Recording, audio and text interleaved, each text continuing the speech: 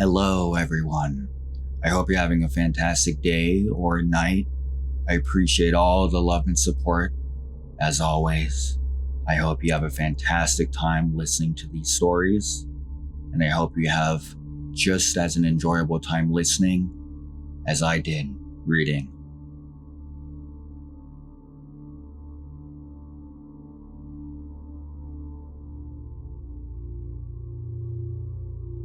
My father and I were taking a quick hike just a few miles north of Butte, Montana. It's not absolute wilderness that far outside of Butte, but just a few miles outside most towns in Montana means you're way out of the backwoods. It wasn't an unusual day by any means. A warm June afternoon, perfect for a little hike. We were only a mile or so away from where we parked when we saw a large trash bag along the trail. I hate litter bugs, especially out in the woods. I intended to haul it back with us and dispose of it properly. When I attempted to lift the bag though, it was heavy, much heavier than I anticipated. Curiosity got the better of me and my father, and we split open the bag to see what was inside. I was expecting a dead animal of some sort. It's not totally unusual for someone to dispose of a dead dog or cat in this fashion in this part of the world. Some people out here will poach deer and leave the trimmings like this too. Upon opening the bag, we saw a boot, and then socks, and then pants. We then realized they were all attached to human legs. It looked so unreal, like a movie prop, like someone took a saw and cut off a store dummy's legs at the groin. This had to be some sort of prank. It wasn't. I fell backwards and started having a panic attack. Nothing prepares you for something like that. My dad, on the other hand, sprung into action. He immediately closed the bag back up as best as he could, and then started to slowly survey our surroundings. That freaked me out even more. Through my gasps, I asked him what he was looking for. All he said was, "Might be someone watching us." Can you imagine stumbling upon a serial killer's dump site and they're at a distance watching you? They really didn't help my panic attack. As I tried to calm down, my dad called the Silver Bow County Sheriff and reported what we found. Limp-legged, we hiked back the mile or so to the road and waited for the cops to show up. The authorities searched the area with cadaver dogs for a week and never found any other pieces of the body or even a scent trail to follow. The sheriff's people even searched our truck and interviewed us to see if we might have been responsible. Nothing ever came from that whole incident. Not one single thing. It's been just over 10 years, and nobody has any idea who the legs belong to or how they got there. No missing persons reports that matched up, and DNA from the legs never showed up on any databases. Butte, Montana, has a reputation for being a bit of a rough side, so it's not impossible the guy was a local who ran into trouble. But why wouldn't his family or friends report him missing? Surely, someone would notice he was gone, or at least legless. I don't think we'll ever know the truth, but someone out there knows what happened, and they aren't too eager to give us the whole story.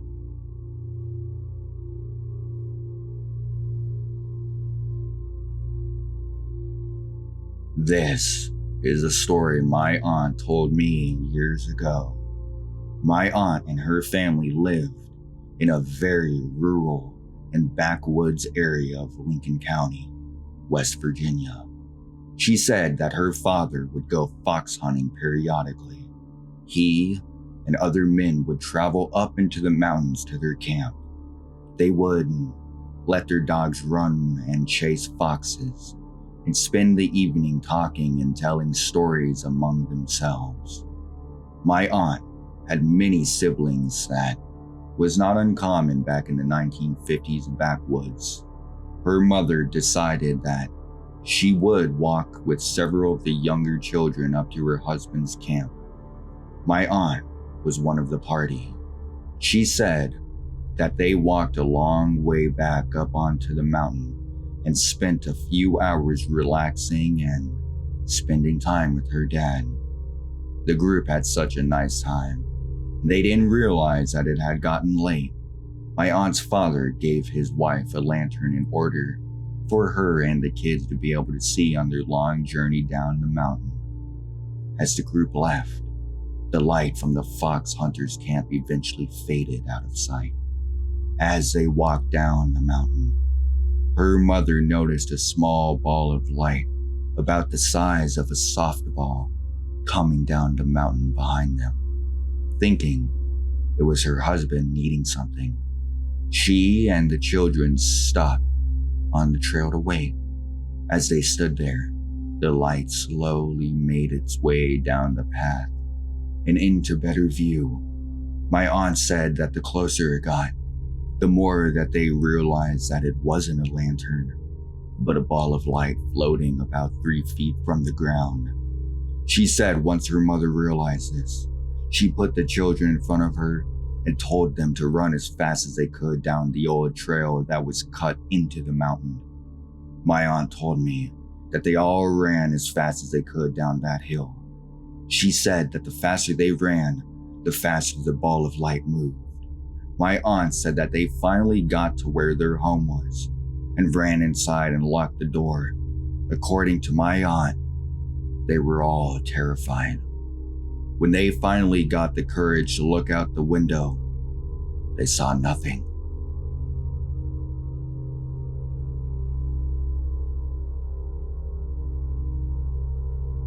I grew up in Orange County, California, but there were some real wild areas around us, believe it or not. In high school, we went out to this place called Black Star Canyon in the Cleveland National Forest. Big, densely wooded area of oak that stretches from Orange County to San Diego, almost to the border. Even contains Marine Corps Base Camp Pendleton. Anyway, we had been told it was haunted growing up. Turns out, there's a true story. There was a tribe up there that was slaughtered in the 1800s by hired fur trappers because they kept stealing the Mexican ranchers' horses for meat. Enough said for a bunch of dumb high schoolers. So, we planned a night hike to this place. My friends and I did stuff like this all the time, but I consider myself pretty skeptical. And luckily, most of us were pretty level-headed. This area is pretty well known for mountain lions too, so we were all on guard and in agreement to turn around at any sign, even if just one of us wanted to. So, the way the trail works, you park at a forestry gate and start to walk along the old asphalt narrow road that's mostly dirt from when there were sparse horses in the 50s and 60s, before the floods washed them out and the land was committed to NFS, eventually turning the full hiking trail. Along this road is a line of barbed wire as well, with all kinds of signs warning you not to cross. So, here we are, typical idiots walking a road on a hardly slivered moon pitch black night after midnight, not using our flashlights to add to the flare. Well, as we go and venture deeper and deeper down this road, I just keep seeing what appears to be a cowboy leaning on the wooden fence post, holding the barbed wire, just kinda leaning on it, but distinctly looking at us. I am talking full-blown cowboy brimmed hat, just leaning. But it's just a silhouette out of the side of my eye, And every time I look straight on, there's nothing. I'm telling myself I'm logical and push it off as a trick of my eyes just to keep my cool. But I keep seeing him every 10 or so posts, but don't say anything to the guys. We get to a point where we've been walking for over an hour and debate on heading back just because of the time. Just then my friend goes, "Yeah," and I keep thinking I'm seeing a cowboy along the fence line. I shit you not, I felt my stomach drop up out of me. I couldn't believe it. These were plain wooden fence posts, maybe a typical 4-inch or so tall with mostly field behind them. No way that looks like a person.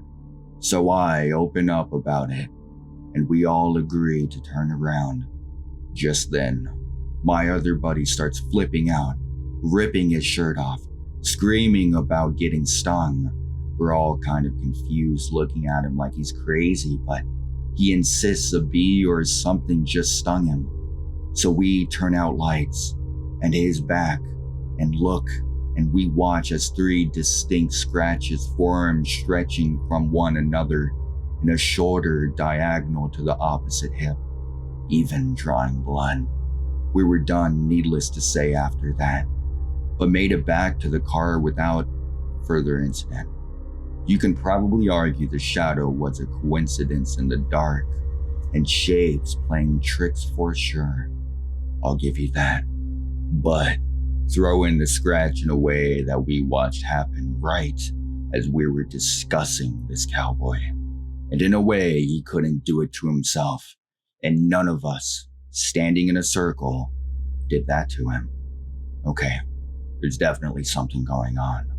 This area ended up being used by Jack Osborne's show, Haunted Highway, in his pilot episode. It's pretty cool, and I've been back since, but only in the day. California has more to it than you'd imagine. This is just one story of many I've experienced out here.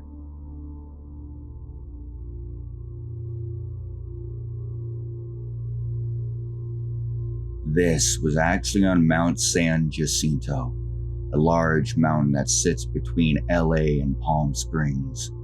The area is gorgeous and juts up. The Pacific Crest Trail runs through this area, and according to what I'm reading online, it's technically a national monument with over 280,000 acres. But that's not even including all of the surrounding mountain and wilderness area. Just to set the imagery. I know when I say California, you think beaches or maybe small rolling hills. But I need you to imagine the setting as a dense high elevation pine forest with granite as the main base. Very rocky terrain. Real mountains like you imagine in Yosemite and the like. So this area technically stretches, again, to the Mexican border, and there's all kinds of warnings from people going missing to the cartel or coyote crossings through it, and the coarse wildlife. However, it is incredibly beautiful, and I was invited there for a backpacking trip. This was going to be with my 2 buddies from high school, and one of their dads and sister was going to join us as well. All of them had been there before, but it was my first time there and backpacking in general. I'd been camping many times prior and felt confident and excited. So the plan goes without a hitch. We end up hiking up for 3 days and 2 nights, summit and relax with our main camp being in a round valley. This area is a thick, grassy, oblong meadow that sits in a bowl of granite covered in a large sugar and Jeffrey pines. It is longer running east to west than north to south. You enter it from the trail running east along the south side until you find a fork at at the end of the grass line where there is water. You then walk clockwise around the meadow, heading northwest. The area is a habitat-sensitive area, so you're not supposed to enter the grass. Also, there are multiple sites to set up there. Rangers ask you to stick to the ones marked, so we go until we find the furthest spot at the westernmost point of the area, very secluded up away from the grass, about 40 yards, in some trees on some sandy decomposed granite and larger rocks. Should specify, we were the only overnight hikers that trip. So, like I said, we hike with no issues, having a great time. It's our last night. No moon out. My friend's dad and sister are already asleep, and we're just about 10 yards off, sitting in a circle with our headlamps on red light, smoking cigars we snuck up, just laughing, having a good old time. It's right then something big runs by our camp. This thing was loud and so fast that in the time it took us to turn our heads around and turn the headlamps to bright, it was gone. It was so loud when it ran through that it woke my friend's dad up from a dead sleep, with him going, "What was that?" I swear to you, you could feel it in the granite. Heavy. All of us, minus my friend's sister, go into investigation mode and find nothing. We meet back up, and I start really thinking about it, and it dawns on me. Whatever that was running on 2 feet. It was distinctly bipedal. Like I said, I'm comfortable in the woods. Been camping and hiking all my life. I've been around deer, bear, even accidentally spooked a mountain lion on a trail. Even had a kangaroo rat hop up on me as I slept on the ground. And none of them sounded like this when they ran. This I describe more like running barefoot on tile on a raised foundation. Like you could hear the thud and the distinct 1-2. No gallop, no hop, just two-legged running. I immediately bring this up, and their eyes got big. One of my friends starts looking for boot prints, but no luck thanks to the thin layer of chunky sand on the rock. We're scratching our heads. This came from the north of us, which, not far from the camp, only leads to the cliff-like side of the mountaintop. Why would someone be coming from the middle of nowhere and blast by our camp instead of shout out or walk by? It's not the most remote mountain, but that was odd. And why not have a headlamp on? And why did we hear the thud and not the slip of the tread on the sand? Then my other friend says it. Dude, what if it was Bigfoot? We kind of have a half laugh and look at each other. But the search ended there. We told the ranger we ran into about it.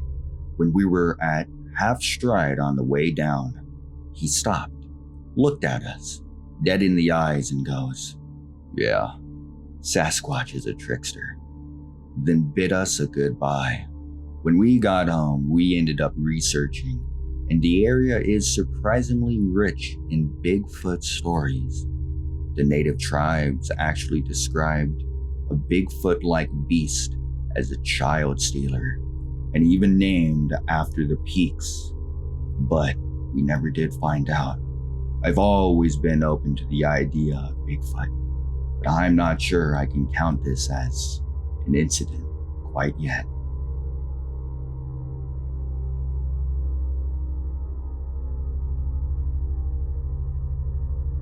My boyfriend and I had been dating almost a month at this point.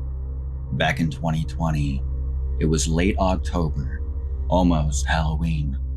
I wanted to do some fun nighttime nature walking, and my aunt told me about this cool, unknown grave off of Lake Erie in a nature park. We went there and got super lost, and neither of us had reception, but we had a lot of fun. We stayed on the trails, so we weren't lost, and we could get back to the parking lot, but just lost enough for it to be the creepy kind of fun that we were looking for. We finally found the grave, got some pictures and videos, took a short break, and saw that the lake was less than 10 yards from us, but we were at the top of a cliff, so we decided to follow the trails further out along the lake until we found a trail spot that took us to a little secluded beach. It was about 9 p.m., but it was October, so it was already really dark out, and it was partly cloudy, but the slight amount of stars lit up the lake in a way that was beautiful. So we sat on a log and just looked out while chatting a bit. After about 15 minutes of just sitting, looking, and relaxing, we both see this flash of light that came from behind us. I should tell you that unlike most stories like this, there was no alcohol or drugs involved, but we both see this flash and instantly freeze, look at each other, and ask if we both saw it. We turned on our flashlights and turned around to see where it came from. It looked like a really bright camera flash, but there was no one else there. And we hadn't seen or heard anyone else out there the entire time we were there. And it had been about 2 hours, I think. We even checked around for trail cams in the area, and we couldn't find anything. So we both grabbed large sticks from the beach and started walking down the trail to try to get back to the car. We didn't take the same trail back, which was kind of lucky judgment on our part, because the one we took was way faster than the one we took to get there. But the whole way back, we kept seeing eyes in the woods around us. They were just deer and coyotes and other animals inhabiting that area, and we knew that, but it still freaked us out. More or less, it kept us on our toes. We made it back to the car without incident, and then went home okay. But we came back during the daytime a few days later and looked around for trail cams that we may have missed because of how dark it was. We didn't find anything. We still don't know what that flash was.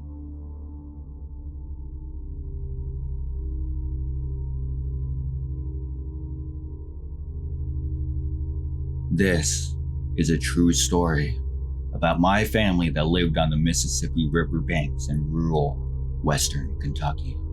My family has lived in an extremely rural part of Kentucky for many generations. My second great-grandfather, Norman Walker, was raised on a back road called Bluff Road that travels alongside the bluffs overlooking the Mississippi River. This is several miles from the small town of Columbus, Kentucky.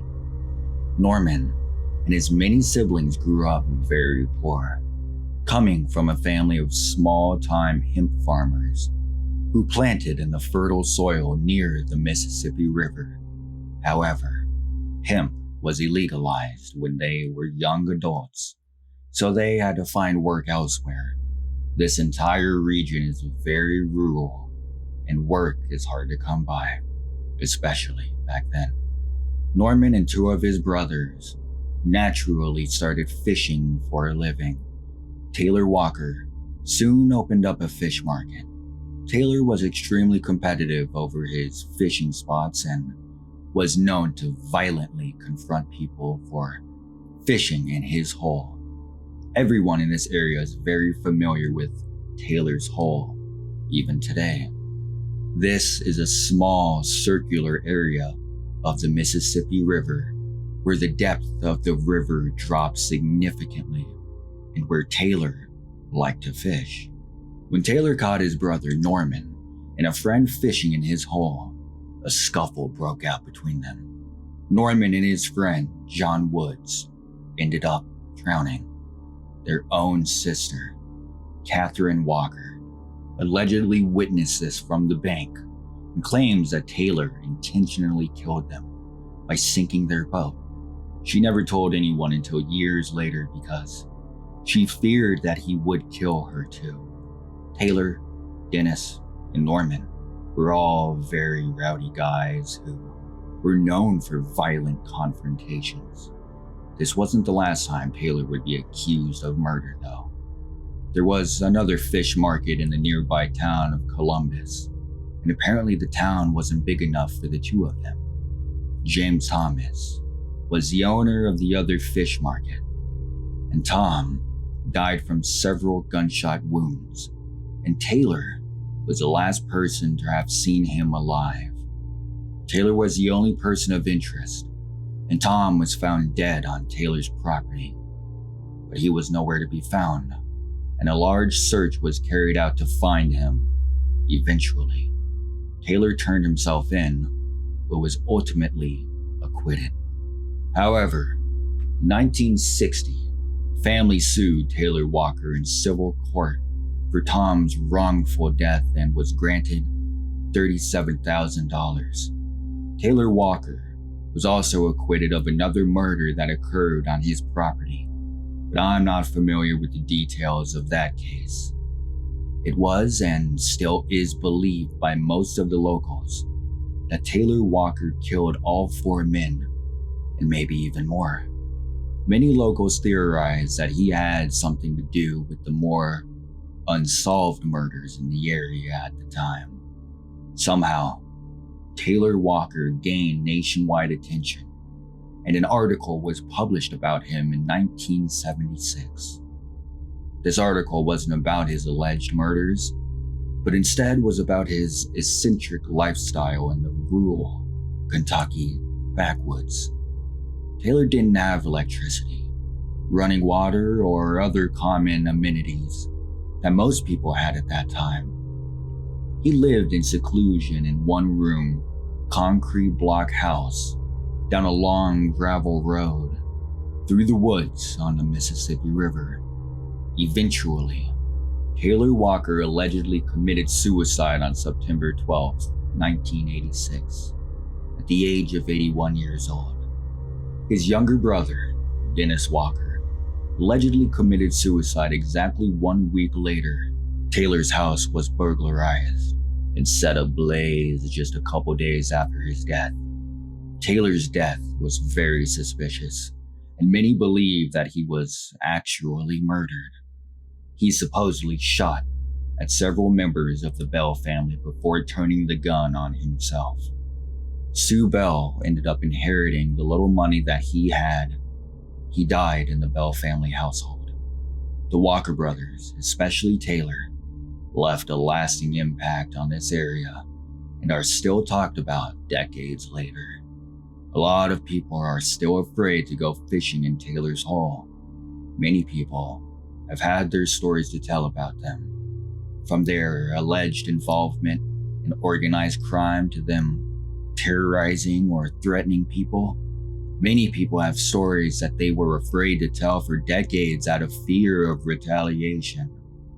I'm sure some of it is local folklore at this point, but the fact remains that he was acquitted of 2 murders that he is believed to have committed and was suspected of several more. Even the sheriff's department acknowledged at the time that Taylor was involved in several shootouts, armed confrontations, and chasing people off of his property with guns. I wholeheartedly believe that he murdered my second great-grandfather, as does my entire family.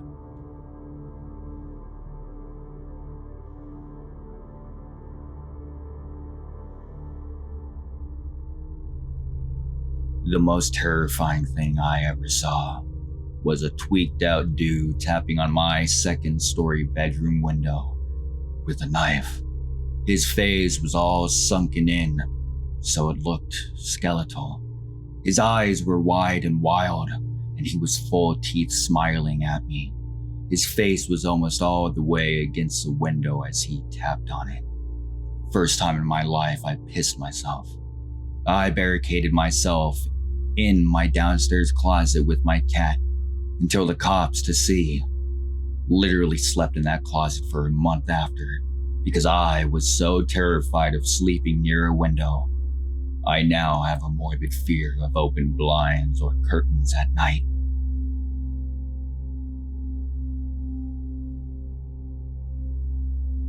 I lived in the backwoods of Northern California most of my life.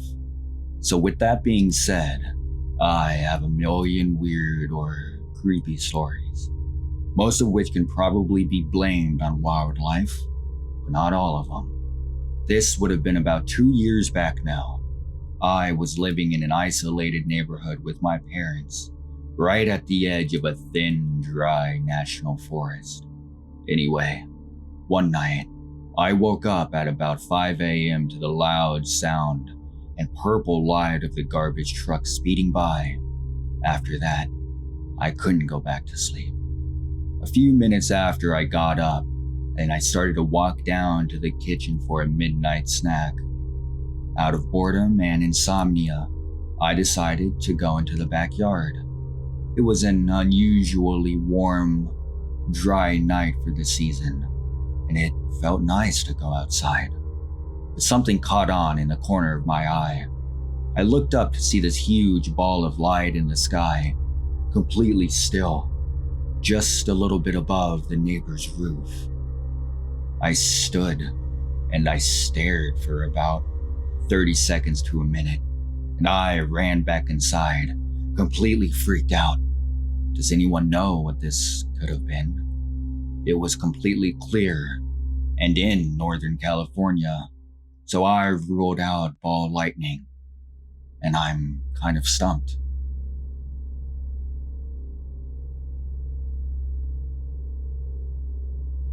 When I was 16, I was walking in a heavily wooded area near St. Louis, Missouri, a largely undeveloped plot of land that was known for a large population of deer. The snow and ice had been unusually heavy that winter, so as of April came around, it continued to thaw and rain a lot. Very dreary. Overcast days, lots of fallen trees and mud. I noticed one tree had fallen in the middle of the path and didn't focus too much on it until I saw something dangling inches from my face. It was a dead deer, a young buck hanging from the fallen tree in between the two main branches. The hooves had been dangling inches from my face because of how zoned out I was, not processing anything because of the sense of security I felt in those woods. This was private property owned by the school I was attending, and hunting was strictly prohibited because there were neighborhoods nearby. More importantly, who walked hundreds of acres into the woods and hung the carcass up in that way in the middle of the rainstorm. School sent its security out. They figured it was illegal bow hunting, but the deer was never recovered. So at first, they didn't believe my story until weeks later, when several female deer were found laying in a nearby open field, all sprawled out in bizarre poses, clearly manipulated after they died. No signs of post-mortem cuts, scavenging from coyotes, or decay. Also, too far away from the road to be roadkill, but could have been an attempt by someone to hide that they were hunting without license or permission. Still, very strange, and I haven't seen anything like it since. And I live in Florida, where weird stuff happens all the time in the national parks and wetlands.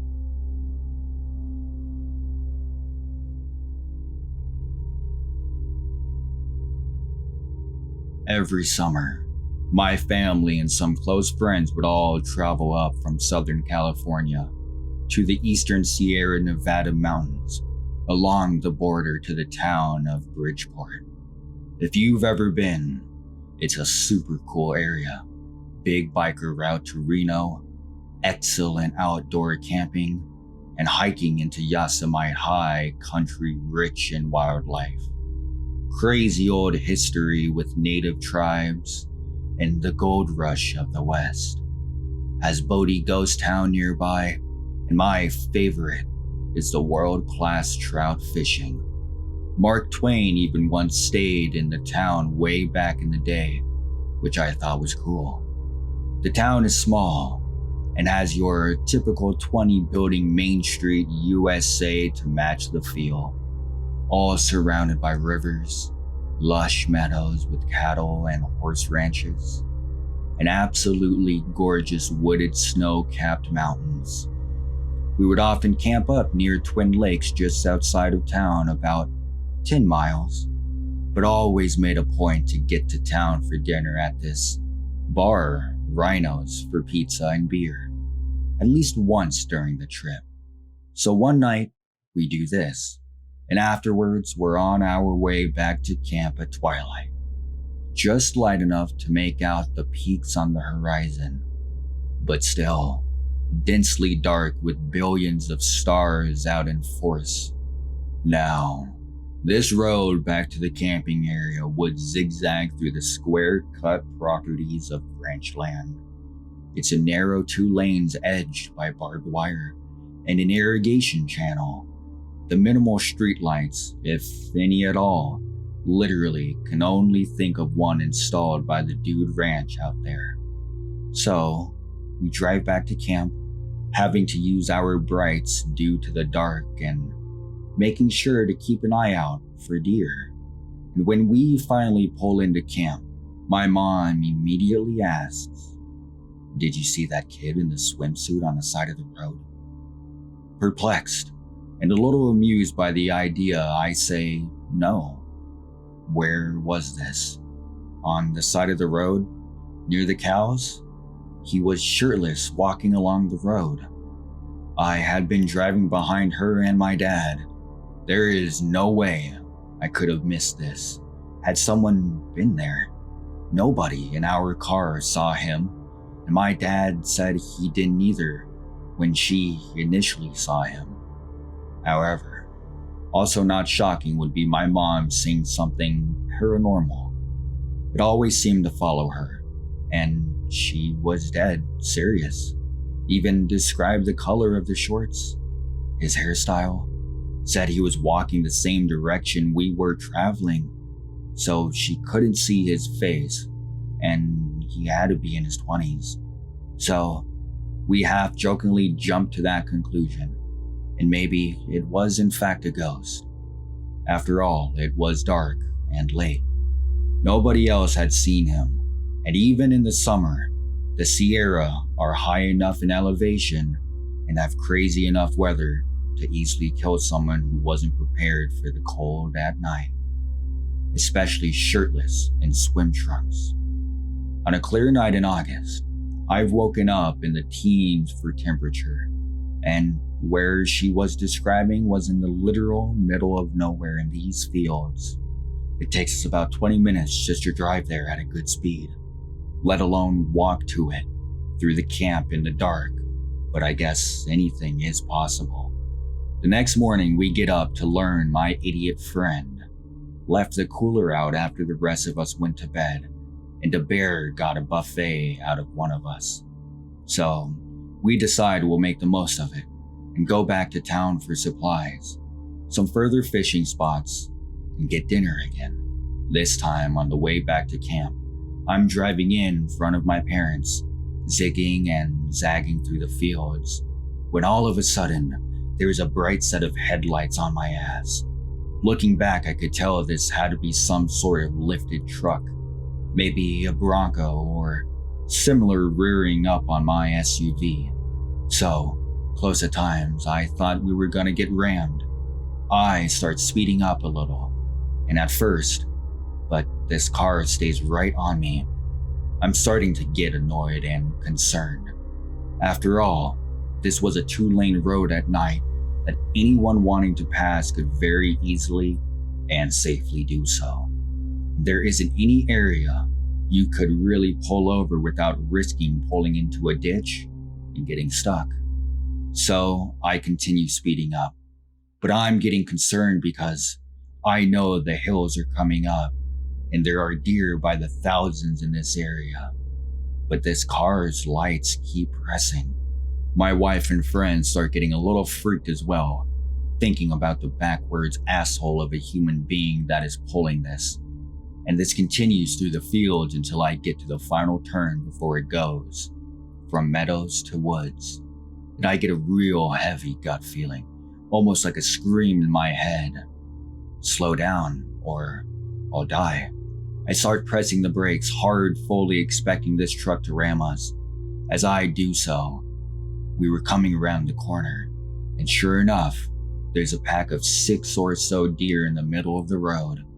I was immediately a little shaken up. It's always a little startling when you see animals out of the dark while driving, especially big ones. And then it dawns on me, I'm not being blinded anymore, and we definitely didn't get hit. I look back in the mirror and the lights are gone, just gone. No dust in the rear brake lights from a vehicle pulling off the road, nothing screaming by us in the other lane, and no road for them to have even turned off on or headlights lighting up the trees or area. And then I see my folks come driving up behind us. All of us are dumbfounded, trying to figure out where this person went. The deer clear the road, and we make the rest of them drive to camp.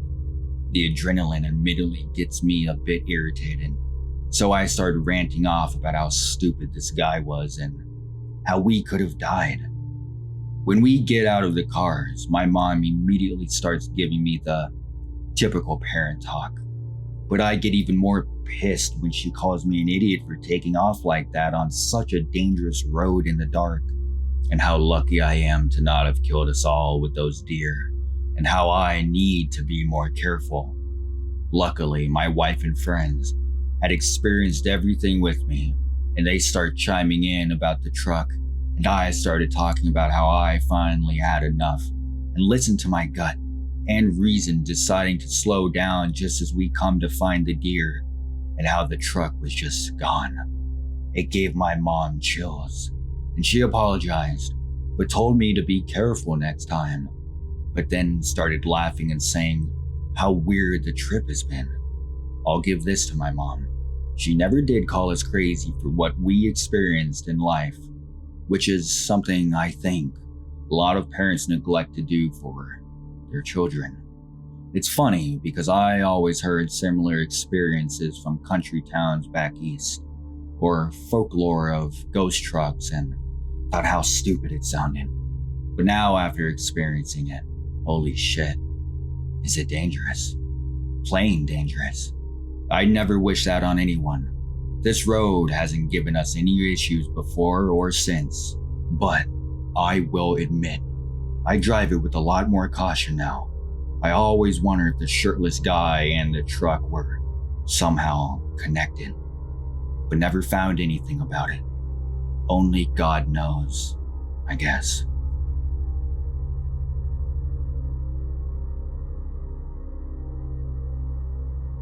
Thank you, everyone, for listening.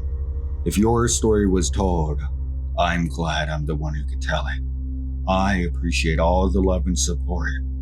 I hope you enjoyed today's stories as much as I did reading them.